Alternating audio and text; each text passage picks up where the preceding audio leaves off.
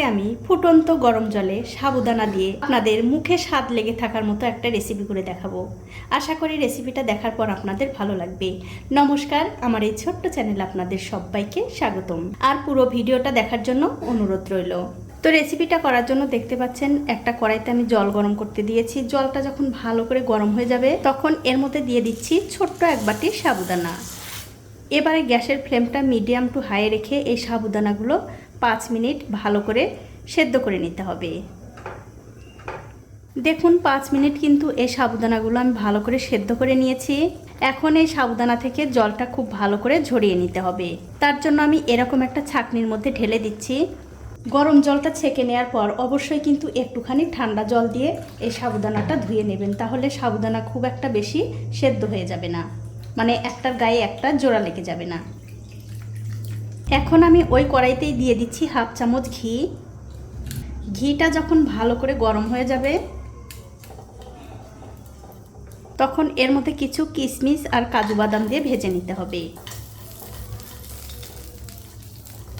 দেখুন কিশমিশ আর কাজু বাদাম কিন্তু আমি একটুখানি ভেজে নিয়েছি, এগুলো ভাজা হয়ে গেছে।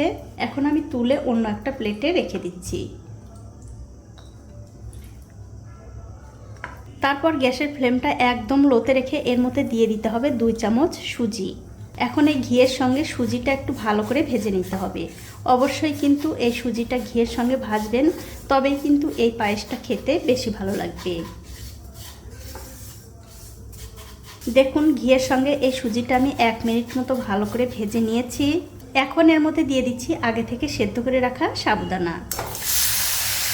এবারে সুজির সঙ্গে এই সাবুদানাটাও একটু ভালো করে ভেজে নিতে হবে। 2 থেকে 3 মিনিট ভাজলেই কিন্তু হয়ে যাবে। দেখুন 3 মিনিট মতো সাবুদানা আর সুজিটা কিন্তু আমি ভেজে নিয়েছি। এখন আমি অন্য একটা প্লেটে তুলে নিচ্ছি। এবারে ওই কড়াইতে দিয়ে দিচ্ছি 500 গ্রাম দুধ। এবারে গ্যাসের ফ্লেমটা বাড়িয়ে দিয়ে এই দুধটা খুব ভালো করে জাল দিয়ে নিতে হবে। যখন দেখবেন দুধটা এরকম করে ফুটে উঠেছে তখন গ্যাসের ফ্লেমটা লো টু মিডিয়ামে দিয়ে এর মধ্যে দিয়ে দিতে হবে সাবুদানা আর সুজি।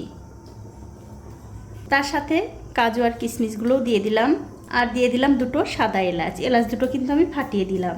এবারে সব কিছু মিশিয়ে 7 থেকে 8 মিনিট এই পায়েসটা রান্না করে নিতে হবে। তবে এখন কিন্তু গ্যাসের ফ্লেমটা অবশ্যই মিডিয়ামে থাকবে।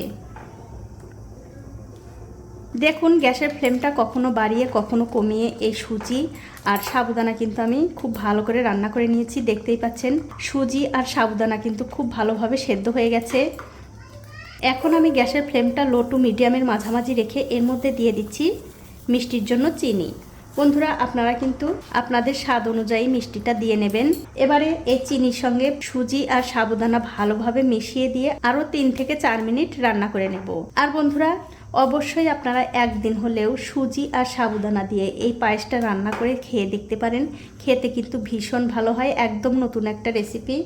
দেখুন এই পায়েসটা কিন্তু আমি আবারও খুব ভালো করে রান্না করে নিয়েছি। আর বন্ধুরা এই পায়েসটা কিন্তু এর চেয়ে বেশি আর ঘন করা যাবে না, তার কারণ এই পায়েসটা যখন ঠান্ডা হবে তখন কিন্তু অনেকটা জমে যাবে। তার জন্য যখন দেখবেন ঠিক এরকম অবস্থায় এসছে তখন কিন্তু গ্যাসের ফ্লেমটা বন্ধ করে দিতে হবে। আমি গ্যাসের ফ্লেমটা বন্ধ করে দিয়ে আপনাদের পরিবেশন করেও একটু দেখাচ্ছি কেমন হয়েছে। তো এই দেখুন বন্ধুরা হয়ে গেছে আমার সাবুদানা আর সুজি দিয়ে পায়েস রান্না করা। আপনারা একদিন হলেও বানিয়ে খেয়ে আমাকে কমেন্ট করে জানাতে ভুলবেন না কেমন লাগলো। তো বন্ধুরা আজকের এই ভিডিওটি যদি আপনাদের ভালো লেগেই থাকে অবশ্যই একটা লাইক, কমেন্ট আর শেয়ার করতে ভুলবেন না।